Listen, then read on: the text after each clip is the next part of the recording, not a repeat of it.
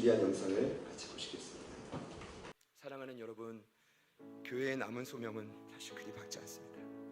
여러분이 지금 믿고 사랑하고 따라가는 그 복음 때문에 여러분의 실제 삶은 더 괴롭고 힘들어질 것입니다. 그러나 오늘 본문 말씀은 감사하게도 여기서 끝나지 않습니다. 모든 것이 끝났다고 느껴지는 순간 반전이 일어납니다. 이것이 십자가의 도입니다. 죽으면 죽으리라는 일사각오로 세상 속에 나아갈 때 하나님은 도리어 그를 살리십니다. 에스겔서 37장을 보니 골짜기에 마른 뼈가 좀 생각이 났습니다. 전혀 소생의 가망성이 없는 뼈입니다. 그런데 놀라운 건 하나님이 이렇게 명령하시죠. 마른 뼈들을 향해 여호와의 말씀을 들을지어다. 하나님의 생기 루아 성령을 그들에게 들여보내주시니 마른 뼈가 살아납니다. 여러분, 이것이 오늘 저와 여러분이 맞이하게 될 남은 운명입니다. 죽지만 살아나게 될 것입니다. 오늘 이 모습을 보고 세상은 그 모습을 보고 그제서야 두려워하기 시작합니다. 재앙으로 인한 두려움이 아닙니다. 그들이 느꼈던 두려움은 단순히 심판으로 인한 두려움이 아니라 증인들이 외쳤던 복음이 실제였구나라는 것을 인정하며 느끼는 두려움. 이 두려움은 다릅니다. 왜냐? 오늘 말씀의 결과를 보면 나오는데 큰 지진이 일어나죠. 그때 7천 명이 안타깝지만 죽고 감사하게도 남은 자들이 하나님께로 돌아옵니다. 여러분, 어떤 의미냐면 이런 것입니다. 오늘 요한계시록 11장까지 왔는데 이 11장에 와서야 처음으로 회개하고 예수님께 돌이키는 자들이 나왔어요. 여러분, 여기서 우리에게 주시는 놀라운 진리가 있습니다. 하나님이 허락하시는 일곱 나팔의 재앙, 그 심판을 통해서는 주께로 돌아오는 자는 없다는 겁니다. 더 싸나워지고 더 완악해지고 더 굳어진다. 그러나 두 증인이 목숨을 걸고 생명 바쳐 증언을 하는, 그리고 그들 앞에서 죽어지는 모습을 보여줄 때만이, 그리고 하나님이 그 영혼을 증인들을 살리는 모습을 볼 때 돌아온다는 거예요. 이것이 남은 교회의 사명입니다. 그러니 이 땅에서 증인의 역할을 감당해야 될 교회는 앞으로 어떤 수모와 핍박에도 주님의 신실한 사랑과 영광을 바라보며 예수님이 걸어가신 길을 제대로 따라가야 한다. 십자가를 져야 되는데 십자가를 다 타려고 합니다. 심지어 십자가를 위해서 밟고 있습니다. 졌다고 말하지만, 그렇게 생각을 하고 싶으시겠지만 막상 삶은 흉내만 내고, 우린 이런 신앙을 적당이라고 합니다. 고생할 것 같을 때, 죽을 것 같을 때는 발을 빼죠. 흉내 내지 말고요. 우리가 부름받은 성도라면 진짜 죽으면 하나님 그때 살리십니다. 최종적으로 죽을 때 살리시는 게 아니라 나름 최선을 다해 죽어지고 내려놓는 모든 순간순간들마다 하나님은 살 길을 예비하시고 그 살 길들이 모여서 많은 열매를 이뤄가는 거죠. 그 힘이 모여져서 결정적인 순간에 죽는 거예요. 어느 날 갑자기 어떻게 생겨납니까? 죽어지는 순간이 아니에요. 오늘 저희들은 죽어지기 위해 그 신앙 끈을 붙들고 있는 것입니다. 요한계시록은 사도 요한이 본 4가지 환상으로 구성되어 있습니다. 7교회 환상, 그리고 6장부터 16장까지는 7인 7나팔 7대접 환상, 세 번째는 큰 성 바벨론이 멸망하는 환상, 네 번째는 거룩한 성 새 예루살렘을 보는 환상입니다. 저희가 오늘 본 이 11장은 두 번째 환상에 자리 잡고 있습니다. 새해 재앙 시리즈가 핵심인데, 더 중요한 건 이미 말씀드렸지만 재앙 시리즈마다 막간으로 들어간 하나님의 말씀들, 7장, 10장, 11장, 12장부터 14장, 그 모든 세 가지의 막간의 핵심은 승리하는 교회입니다. 마지막 때 교회와 성도도 이 땅의 재앙을 피할 수 없습니다. 그러나 예수님을 머리로 주인 삼은 교회는 반드시 승리합니다. 7장을 보면 승리하는 교회는 안전하다. 10장과 11장을 보면 승리하는 교회는 사명 감당한다. 12장부터 14장을 보면 승리하는 교회는 끝까지 전투에 승리한다. 자, 예수님이 승리하는 저희 제자들 교회 머리 되심을 믿습니다. 그럼 저희는 지체인데, 몸인데, 저희가 세가족반 사조차가 되면 물어요. 예수님이 교회 머리라면 우리는 지체 중에 어디를 하고 싶은가? 아까 소감문 발표하셨던 현혜 성도님은 다리가 되기로 하셨습니다. 어디든지 복음을 전하시겠다고. 그리고 맞으시죠? 네. 그리고 혜선 성도님 얼마 전에 오른손이 되시고 싶다고 하셨어요. 오른손을 보여주시면서 축복했습니다. 같이 서포트 하셨던 새가족반 지희 집사님은 입이 되고 싶다고 하셨습니다. 복음을 전하는 나팔수. 그리고 지난주 화요일 우리 혜선 성도님의 남편 되시는 상걸 성도님이 새가족반 사주차 할 때 본인은 귀를 의심했는데 온 몸이 되시겠다고 하셨어요. 그래서 제가 깜짝 놀랐어요. 모든 곳에서 헌신하시겠냐고 했더니 맞다고. 할렐루야. 네. 좋으시죠? 네. 저희가 지체라면 예수님은 머리십니다. 그러면 내용은 간단합니다. 머리 대신 예수님만 따라가면 승리합니다. 예수님이 마태복음 4장에 제자들에게 처음 콜링하실 때 뭐라고 하셨죠? 나를 따라오라, 내가 너희를 사람 나눈 어부가 되게 할게. 그러니까 예수님만 따라가면 사명을 감당하고 영혼을 살리게 되어집니다. 그럼 어디까지 따라가야 됩니까? 지난주 말씀에 보자면 죽기까지. 여러분, 죽는다는 것이 무엇입니까? 이번 한 주에 저도 또 고민했습니다. 죽는다는 건 가장 쉽게는 하나님과 내 뜻이 부딪힐 때 여러분의 뜻을 꺾는 것입니다. 그리고 내려놓는 것입니다. 그리고 어제보다 오늘 더 많이 내려놓는 것입니다. 그때 저희는 죽지만 하나님이 저와 여러분에게 생기를 불어넣어 다시 살려주십니다. 죽었지만 다시 일어나는 여러분의 모습을 볼 때 주변은 충격을 받고 그제서야 생생한 그 증언 때문에 예수님께로 회개하고 돌아오게 된다. 여러분, 그런 역사가 여러분에게 날마다 있어지기를 소망합니다. 자, 앞뒤 옆에 있는 분들께 한번 인사합시다. 함께 죽읍시다. 자, 지난주 암송 구절입니다. 11장 11절 3일 반 후에 같이 합니다. 시작.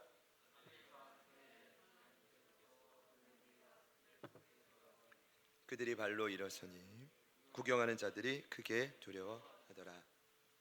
다 같이 아멘. 오늘 본문은 드디어 7번째 나팔이 불려집니다.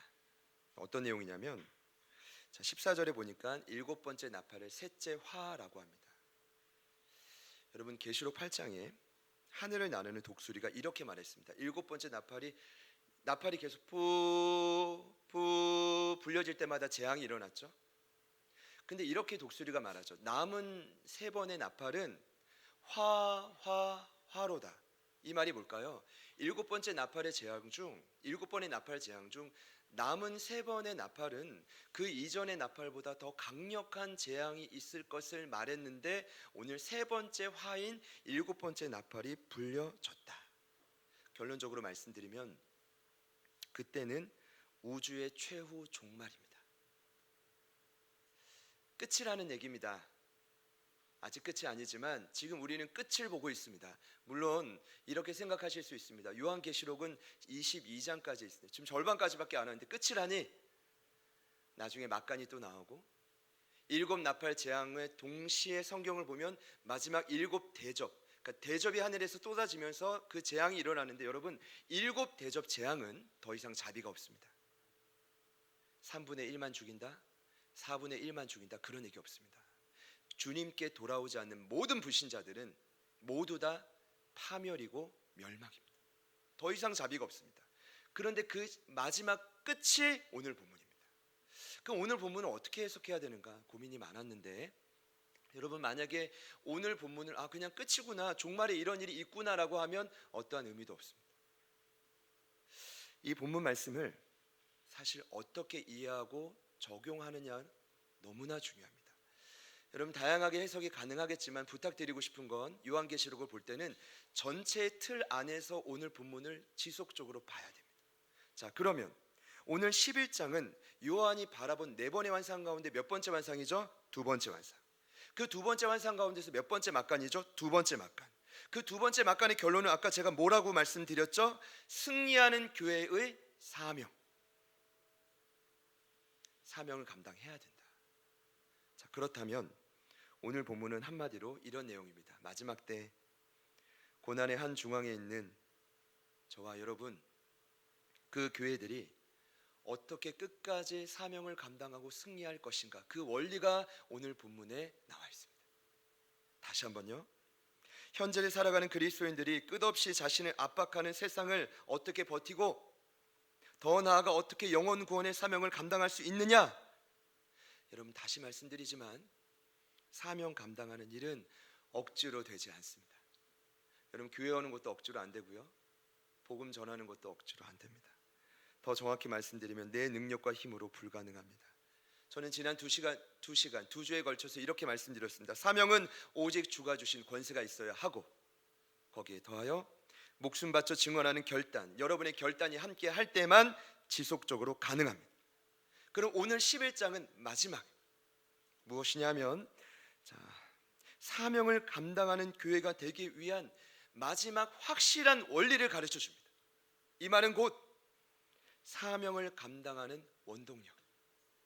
옆에 있는 분들에게 한 번 더 축복합시다. 당신도 사실 사명자였습니다. 우리가 어떻게 살고 여기까지 왔는지 모르겠지만 우린 사명자였습니다. 이 확실한 원리를 여러분과 잠시 나눌 텐데, 먼저는 오늘 15절 말씀을 보니 일곱 번째 나팔이 불려질 때 이 세상 전투의 끝을 보여줍니다. 15절 말씀을 같이 한 번 더 읽습니다. 시작.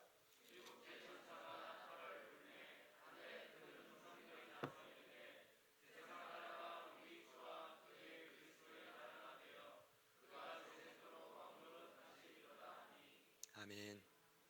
여러분, 아무리 포기하고 싶은 순간이 인생에 찾아와도 끝을 미리 알면 견딜 수 있습니다. 오늘 우주의 최후 종말을 말합니다. 이런 역사가 나타난대요. 세상 나라가 우리 주와 그리스도의 나라로 바뀐다. 여러분, 여기서 저희가 살고 있는 세상 나라를 원문을 보면 코스모스 바실레이아, 어떤 의미일까요? 이 표현이 동일하게 쓰인 구절이 마태복음 4장입니다. 예수님이 광야에서 40일을 금식하시고 이 사단에게 시험 받으실 때 세 번째 시험에 4장 8절에 이렇게 기록되어 있습니다. 마귀가 또 그를 데리고 지극히 높은 산으로 가서 천하 만국과 영광을 보여주며 말하죠. 내게 엎드려 경배하면 이 모든 것을 내게 줄게. 그때 우리 예수님 말씀으로 이겨내시지만, 거기 사단의 유혹에 보면 천하 만국이 코스모스 바실레이아, 세상 나라입니다. 그러면 지금 저와 여러분이 살고 있는 이 세상 나라는 어떤 나라일까요? 사단이, 보이지 않는 사단이 공중 권세 잡은 자로 끝없이 우리를 위협하는 나라입니다. 근데 마지막 때가 되면 그 나라는 아들의 나라, 예수 그리스도의 완전한 나라로 바뀌어집니다. 여러분, 이것을 기대하라. 여러분, 그런데 오늘 저희가 놓치지 말아야 될 것은 그때가 되면 이렇게 되는 거 아니요, 갑작스러운 변화가 아닙니다. 이미 이 세상 나라를 구하기 위해 예수님은 역사하고 있습니다. 누굴 통해서요? 두 증인의 사명을 감당하는 교회들을 통해서. 저희들도 그런 교회에 포함되기를 소망합니다. 여러분, 베드로 사도는 핍박을 받아 흩어진 제자들에게 이렇게 위로했습니다. 너희는 택하신 족속이고 왕같은 제사장들이고 거룩한 나라요 그의 소유된 백성이라. 거기 보면 저희들을 향해 베드로가 뭐라고 했죠? 사도가 거룩한 나라라고 했습니다. 이미 교회들은요, 지금도 수없이 거룩한 나라로 확장되어져 가고 있습니다. 여러분, 어제 지방의 그 밴드에 한 목사님이 좋은 영상 올려줬습니다. 여러분, 지금 6만 3천 개 교회 중에 코로나가 발병될 한국 교회가 40여 개 교회랍니다. 확률적으로 봤을 때 1,500교회 교회 중에 한 교회가 나올까 말까 하는데, 지금 이 언론은 모든 발원지가 교회처럼 꾸미고 있다. 그래서 대책본부에서 한 간사님이 그렇게 기록을 냈어요. 교회는 너무나 방역을 잘 지키고 있으니 힘을 내십시오. 할렐루야. 그런 상황입니다. 그럼에도 불구하고 우리는 여전히 사명을 감당하고 거룩한 나라로서 열심히 노력을 하고 있다가 마지막 때가 되면, 지금도 재앙이 있지만 하나님의 저주와 심판이 완전히 함께 할 때 완벽한 변화가 나타난다라는 것입니다. 여러분, 그때가 저는 속히 오기를 이제 소망합니다. 빨리 왔으면 좋겠습니다. 그때가 되면 여러분, 아픔이 없습니다. 더 이상 상처와 고민도 없습니다. 마음의 미움과 시기와 질투, 경쟁도 다 사라지고, 그때는 뱀굴의 손을 넣어도 물리지 않고 사자와 함께 여러분이 함께 거니며 놀 것입니다. 악어가 개구리도 안 잡아먹고 요즘에 그런 유튜브를 보고 막 애들이 보고 막 즐거워하면 두려워. 그런 역사가 없습니다. 모두가 함께 하나 되는 완전한 나라. 오늘 15절 말씀을 보니까 마지막에 이렇게 기록되어 있죠. 세세토록 예수가 왕노릇 하신다. 17절에 이렇게 기록되어 있습니다. 친히 그분이 큰 권능을 잡으시고 왕노릇 하신다. 여러분, 이 뜻은 동일한 의미가 있는데 다 완료 시제형입니다. 어떤 뜻이냐? 이미 예수님이 지금도 왕노릇하고 계셨고 이미 큰 권능을 잡고 계시지만 마지막 때가 되면 완전히 통치하신다. 여러분 2000년 전에 예수님이 첫 번째 공생의 메시지로 외치셨습니다. 회개하라, 천국이 가까이 왔다. 이 말이 무엇입니까? 회개하고 예수님께 돌아오면 이미 시작된 하나님의 나라를 너희들이 누릴 수 있다. 여러분 지금도 저희들은 그 나라를 누리고 있지만 마지막 때가 되면 완벽하게 누리게 될 것입니다. 저는 다시 말씀드립니다. 지금 끊임없는 유혹과 공격이 여러분의 삶에 있을 것입니다. 재앙은 전문가들이 다 말하죠. 앞으로 계속 변종되는 변이들이 나타나게 될 것입니다. 저와 여러분을 두렵게 만들 수 있지만 여러분 기억하셔야 됩니다. 그 모든 재앙과 공격 위에 그 모든 것을 관할하시는 예수님이 계시다. 그분이 예수 그리스도이심을 믿으시기를 축복합니다. 계시록 1장 4절 말씀을 다시 보니까 이렇게 기록해 놨습니다. 요한이 이렇게 예수님을 소개합니다. 그분은 이제도 계셨고 전에도 계셨고 장차 오실 분이다.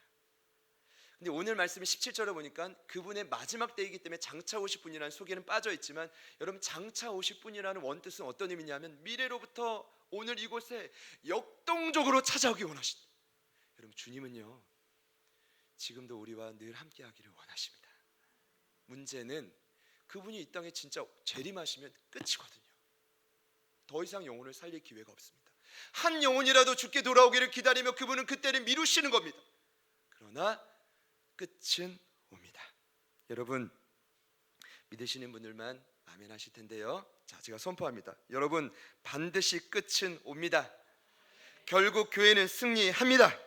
자, 그렇다면 저는 오늘 여기서 여러분에게 중요한 질문을 던집니다. 어떻게 해야 현재의 고난을 버티고 그 사명을 감당하며 마지막 때를 기다릴 것인가? 여러분 주님 다시 오시기 전에 여기에 계신 상당수 분들 중에 물론 우리 박한순 집사님은 저랑 이제 교육할 때마다 늘 고백하세요. 예수님이 본인 살아계실 때 오실 거라고. 할렐루야. 네, 그랬으면 좋겠습니다. 그러시죠? 네. 근데 저희가 언제 떠날지 모르죠. 그러면 죽을 때까지 그러면 어떻게 이 고난을 버티고 사명을 잘 감당하는가? 이것이 제 질문입니다. 근데 이 질문에 대해서 오늘 요한은 본 환상을 통해 놀라운 원리를 저희들에게 소개하고 있습니다. 첫 번째 원리는 18절 말씀 나와 있는데요. 우리 18절 말씀을 한 번 더 읽겠습니다. 자, 시작.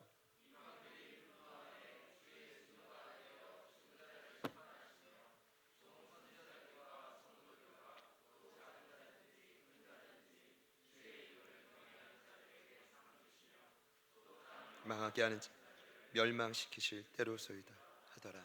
아멘. 여러분 고난에 버틸 수 있는 가장 큰 힘은 심판이 있음을 기억하는 것입니다. 어떤 뜻이냐? 마지막 때가 되면 이 심판은 신자와 불신자 모두 당하게 됩니다. 자, 그때 오늘 말씀을 기록하죠. 땅을 망하게 하는 자들, 여기 보면 이방인들, 불신자들, 하나님이 있는 것을 알면서도 내가 내 삶의 주인이 되어서 끝까지 하나님을 대적하는 자들은 어떻게 되죠? 멸망합니다. 이 원뜻은 철저하게 파괴시킨다. 영혼까지. 여러분 그렇게 되지 않으시기를 축복합니다. 자, 반면에 종선지자들, 성도들, 또 작은 자든 큰 자든 주의 이름을 경외하는 자들은 상을 받습니다. 저는 고민했습니다. 어떤 기준으로 이 세 부류로 분류했을까? 나는 종선지자인가 성도인가 작은 자인가 큰 자인가 주를 경외하며 상 받을 자인가? 그런데 결론을 찾지 못했습니다. 모호해요. 그런데 확실한 결론은 세 부류의 구분과 기준이 중요한 게 아니라 확실한 건 이 땅에서 그리스도인답게 살아가는 자들은 마지막에 반드시 상을 받게 된다. 저는 여기서 여러분께 말씀드릴 수 있습니다. 얻을 수 있는 확실한 진리는 이 세상은 저와 여러분을 알아주지 않아도 하나님은 지금도 저희들의 모든 삶을 살피신다. 여러분 어제 큐티 본문 제가 아까 찬양할 때도 너무 막 감동이 된 게 어제 그 큐티 본문으로 계속 선포하시는 거거든요. 우리 경배하자 우리 이 정도 수준입니다. 성지 집사, 아까도 말씀을 선포했지만 어제 큐티 본문에 다윗이 이렇게 고백했죠. 139편 1절부터 4절에 여호와여 주께서 나를 살펴보셨으므로 나는 아시나이다. 주께서 내가 앉고 일어섬을 아시고 멀리서도 나의 생각을 밝히 아시오며 나의 모든 길과 내가 눕는 것을 살펴보셨으므로 나의 모든 행위를 익히 아시오니 여호와여 내 혀의 말을 알지 못하시는 것이 하나도 없으시나이다. 아멘. 그래서 다윗이 139편 7절에 이렇게 고백합니다. 내가 주의 영을 떠나 어디로 가며 주의 앞에서 피하리이까. 여호와 하나님은 모든 것을 아십니다. 그리고 저와 여러분에게 마지막 때가 되면 심은 대로 갚으십니다. 여러분, 이 사실을 기억할 때 위축되고 두려울까요? 아니요. 현재의 고난을 버틸 힘이 날 것입니다. 그리고 교회는 반드시 날마다 주님께서 상 주시는 임을 기억해야만 합니다. 이 사실을 기억할 때 우리는 고난을 버틸 수 있습니다. 이 사실을 기억할 때 고난을 버틸 뿐 아니라 사명 감당할 수 있습니다. 여러분, 모세가 어느 날 갑자기 애굽 왕자의 영광을 버리고 광야로 들어간 게 아닙니다. 많은 분들이 이렇게 생각합니다. 실수였구나, 잘못 죽여서 동족을. 아닙니다. 충동적인 행동이었구나. 아닙니다. 히브리서 11장 24절 이하를 보면 이렇게 기록되어 있습니다. 믿음으로 모세는 장성하여 바로의 공주의 아들이라 칭함받기를 거절하고 도리어 하나님의 백성과 함께 고난받기를 잠시 죄악의 낙을 누리는 것보다 더 좋아하고 그리스도를 위하여 받는 수모를 애굽의 모든 보화보다 더 큰 재물로 여겼으니 이는 상 주심을 바라봅니다. 구약의 인물이었던 그는 믿음을 통해 하나님을 바라봤고 예수님을 바라봤습니다. 그분이 어떤 분임을? 상 주시는 임을. 그가 그 힘으로 광야를 버텼고 그 힘으로 출애굽을 일으켰고 그 힘으로 여호수아를 파송했던 것입니다. 우리에게 동일한 역사가 일어나게 될 줄 믿습니다. 할렐루야. 자, 특별히 제가 오늘 좀 나누고 싶은 건 그 상이 도대체 우리에게 뭐냐? 여러분, 이런 궁금증이 있을 수 있습니다. 하나님, 제발 좀 나에게 상을 좀 주십시오. 나에게 좀 1,000만 원만, 1억만, 내가 빚을 이렇게 좀 탕감하고 새 출발할 수 있도록 도와주십시오라고 할 수 있어요. 그 상도 임할 수 있음을 믿으십시오. 있어요. 그런데 중요한 건 출세와 명예와 영광, 돈 다 좋은데 계시록에서 상은 이미 7교회 강해 때 정답이 나와 있어. 교회들마다 예수님이 뭐라고 하셨죠? 이기는 자들마다 상을 주시는데 이런 상들입니다. 생명나무의 열매, 좋아하시기를 바랍니다. 생명의 관, 감추어진 만나, 만국에 다스리는 권세, 새벽별, 지워지지 않는 생명책의 이름, 더 나아가 하나님 성전의 기둥이다. 자, 도망가시면 안 된다는 말입니다. 자, 근데 공통점이 있죠. 이 모든 7가지의 상의 공통점은 예수 그리스도입니다. 히브리 성경 구약의 보상이라는 단어가 가마루입니다. 가마루 강정 아니라 가마루, 여러분 기억하시라고 한번 해봅시다. 가마루, 보상이라는 뜻입니다. 상을 받다. 이 뜻은요, 무언가 여러분의 손에 얽히나 주어진다라는 뜻이 아니라 끝낸다라는 뜻입니다. 종결을 의미합니다. 그래서 상을 받는다는 건 어떤 의미냐면 내 인생에 끊어내고 싶은 악한 것들을 종결한다는 의미고 선한 것들은 풍성해진다는 의미였어요. 그럼 이런 것입니다. 그 보상의 근원이 되시는 예수님을 지금도 우리가 누리면 어떤 역사가 나타나냐? 내 인생의 악한 것은 종결되고 선한 것은 풍성해진다. 그리고 마지막 때가 되면 더 이 사실을 확실하게 경험할 텐데 예수님은 얼굴과 얼굴을 대하면 완전히 악한 것은 종결되고 선한 것은 형연할 수 없을 정도로 풍성해진다. 여러분, 이 사실을 기억하고 기대하면 뭐가 돼요? 이 상을 누리고 기대하면 고난을 버틸 수 있습니다. 사명을 감당할 수 있습니다. 근데 오늘 참 요한이 대단한 게 한 가지를 더 설명합니다. 이것은 첫 번째 원리와 연관되는데 11장의 결론이기도 합니다. 그리고 제가 볼 때는 고난을 버틸 가장 큰 힘이고 사명 감당하는 능력이기도 합니다. 마지막으로 19절 말씀을 같이 읽겠습니다. 시작.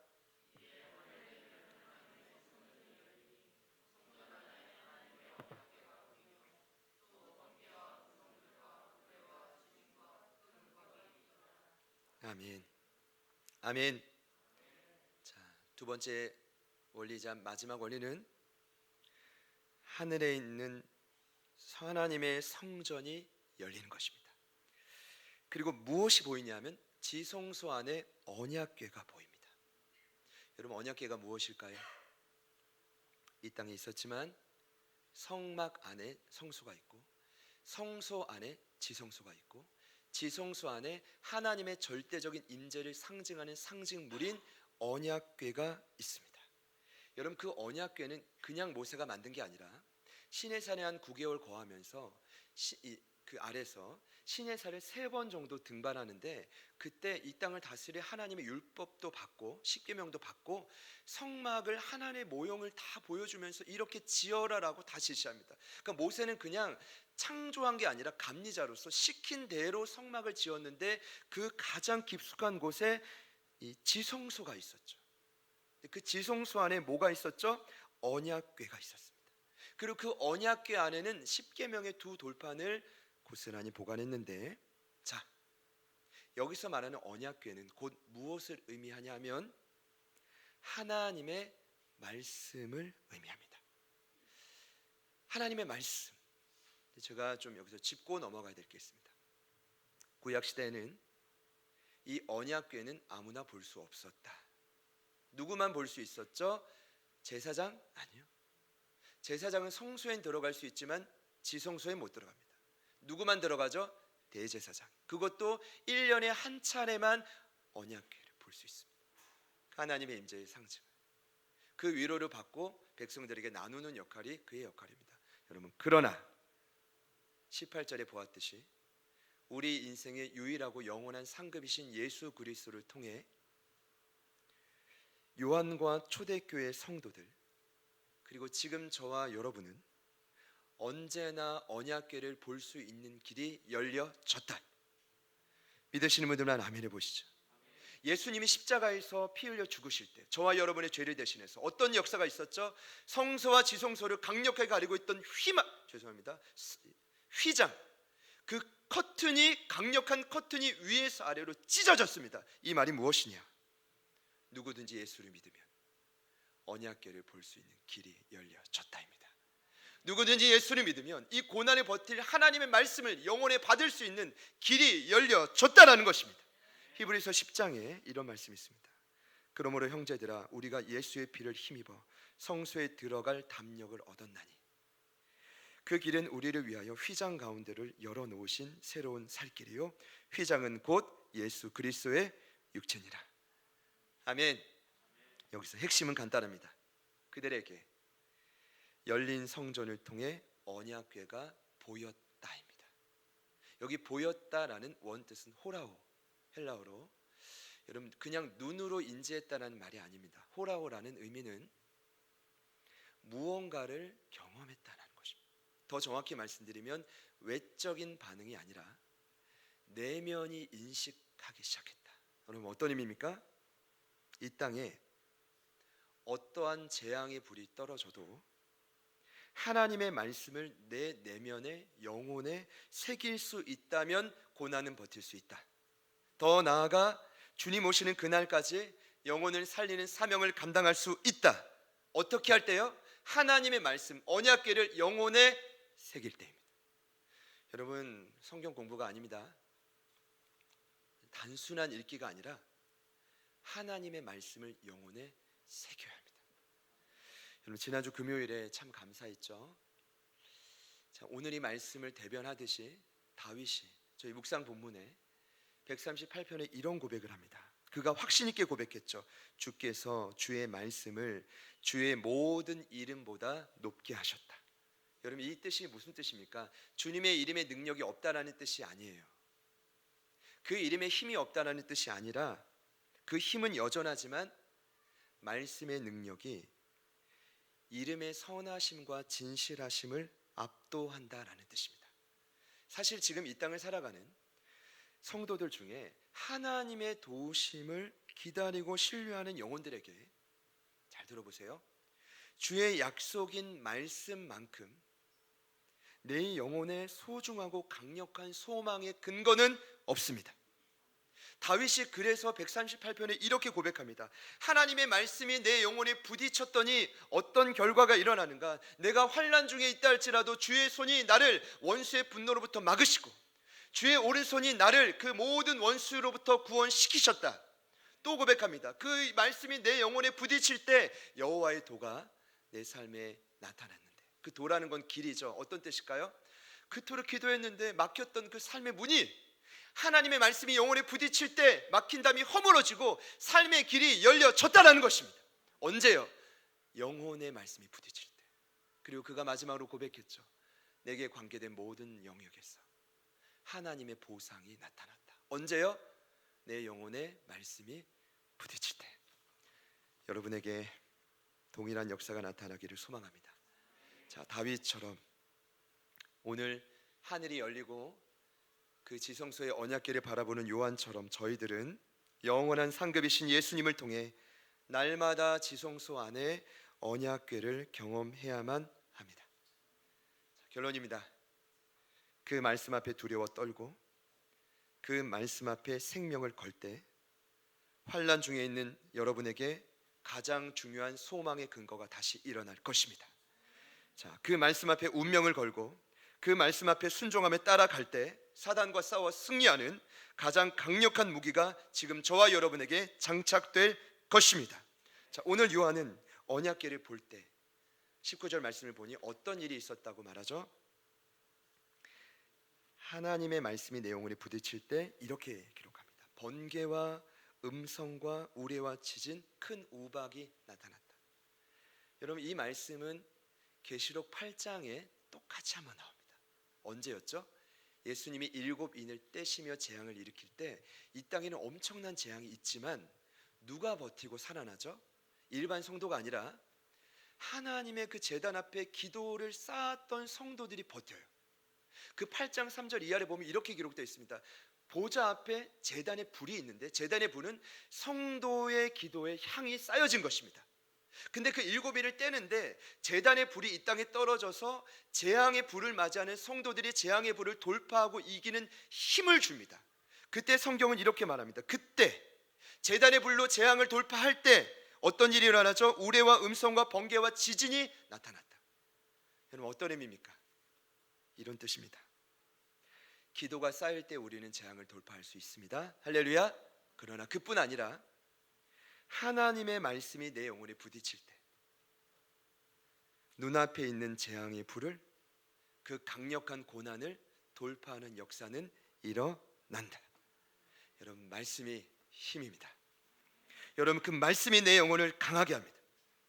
이 강하다라는 뜻은 뭐 어떤 것을 막 얻어진다 이런 의미가 아니라 마음의 용기와 담대함을 준다라는 뜻이고, 그 말씀은 결국 저와 여러분을 사명 감당할 수 있는 힘을 허락할 것입니다. 여러분, 그것입니다. 우리 이번 주 사랑 인사인데요, 옆에 있는 분들에게 이렇게 한번 믿음으로 선포합시다. 언약궤를 붙듭시다. 네. 말씀을 마무리할 텐데 엊그제였죠. 금요일에 우리 사랑하는 승우청년 지금 이제 근무하고 있을 텐데, 이 친구가 그리고 훈련에 대한 열정이 있어요. 그날도 교대 근무를 마치고 꼴딱 밤을 새고 이제 새벽에 와서 훈련을 받아요. 근데 제가 이제 승우와 다른 훈련하지 않고 쉐마 말씀 훈련이라고 간단해요. 그날 큐티 본문을 같이 나누고 지금 구약 성경부터 잠깐 개관해주고 같이 통독하고 있는 거예요. 근데 이 친구가 그날 시편 138편 함께 나누고 이제 말씀을 나누는데 갑자기 눈이 충혈되더니 막 우는 거예요. 우리 승우 잘 안 웁니다. 그날 막 울어서 제 이유가 좀 뭐냐 물어봤더니 다윗의 모습이 참 부럽대요. 근데 그보다 더 좀 마음에 다가온 건, 목사님 저는 힘들고 어려울 때 주님의 이름은 불렀지만 거기까지였다고. 그 이름보다 더 강력했던 주님의 말씀을 불러야 되는데 그것은 구하지 않았다는 거예요. 그 눈물은 어떤 눈물이냐면 늘 핑계대고 말씀의 중요한 안다라고 말했지만 우선순위에서 늘 한참 밀려놓았던 자신의 모습이 너무 안타까워 흘리는 참회의 눈물이었던 거죠. 그래서 이렇게 위로하고 같이 그날 큐티를 나누고 이제 공부하고 이제 헤어졌어요. 사랑한다, 기대한다 또 말씀 보내고. 근데 그 다음 날 7월 4일 새벽 3시 24분에 저희 교회 카페에 승우가 큐티를 올렸더라고요. 제목은 이름보다 높은 말씀.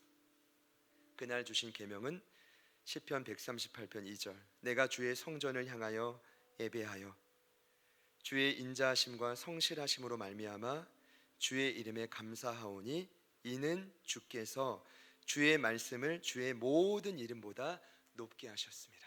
아멘. 이렇게 고백하고 있어요. 오늘도 교만한 저를 알게 해주시는 주님, 믿음이 연약한 저는 힘든 상황 속에 주의 이름을 부르고 외쳤습니다. 그저 부르고 외칠 뿐이었습니다. 그런데 오늘 말씀을 통해 교만한 저를 알게 되었습니다. 제가 필요할 때만 부르고 외치던 주의 이름, 너무나 쉽게 부르고 외치던 주의 이름, 교만한 저를 알게 해 주십니다. 오늘 말씀을 통해 말씀의 중요함을 다시 한번 깨닫습니다. 주의 말씀은 내 발의 등이요 내 길의 빛이니이다. 내 길에 꺼진 빛을 다시 켜 살기를 소망합니다. 아멘. 사랑하는 아들을 축복합니다. 여러분, 마무리합니다. 이 땅의 교회인 저와 여러분에게 주어진 남은 소명은 분명하고 간단합니다. 무엇입니까? 언약궤를 붙드는 그 힘으로 재앙을 버티고 사명을 이루어 가는 것입니다. 여러분, 그 역사가 저와 여러분에게 날마다 일어나기를 소망합니다. 우리 옆에 있는 분들에게 한 번 더 축복합시다. 언약궤를 붙듭시다.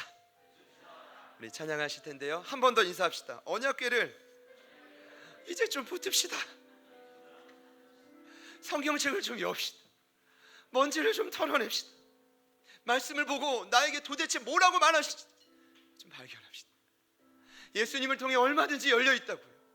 그 말씀이 여러분의 영혼에 부딪히면 삶의 소망의 근거가 생겨납니다. 그 힘으로 고난을 버티고 사명 감당할 힘이 길이 보여집니다. 여러분, 그 각오로 우리 같이 한번 찬양하시고 기도했으면 좋겠습니다. 같이 고백하겠습니다.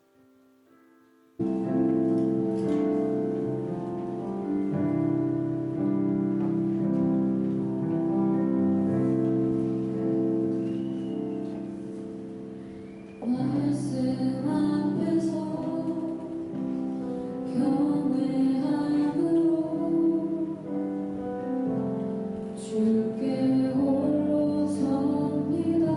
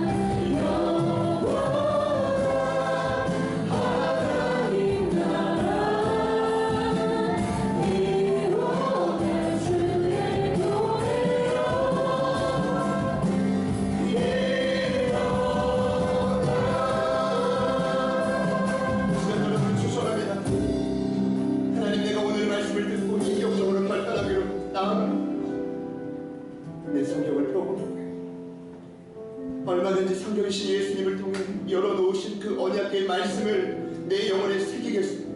잘 몰라도 다시 한번 새기겠습니다. 하나님, 오늘 말씀의 약속처럼 그 말씀이 내 영혼에 하나님 깊은 삶의 고난의 가장 중요한 소망의 근거임을 믿습니다. 그리고 이 재앙의 때 내가 진검승부를 통해 악한 사단과 싸워 승리하게 될 가장 강력한 무기임을 믿습니다. 결단하시는 분이 있다면 두 손을 가슴에 모아보시겠습니다. 그리고 이 시간 합심하여 기도하시오. 결국 제자들 교회, 어떤 교회니 시간이 걸려도 그 언약궤를 붙들고 요한처럼 이 어두운 세상에 하나님의 사명을 감당할 사람을 세우는 교회 아니겠습니까? 하나님, 그러한 제자, 그러한 사람, 세리 요한과 요한과 같은 그러한 사람, 다윗과 같은 사람들이 이곳에서 날마다 일어나게 하여 주시옵소서. 전 세상에 거쳐 하나님의 인권들을 일으켜 주시옵소서.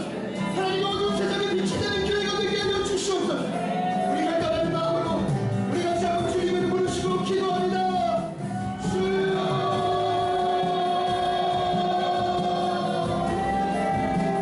주님,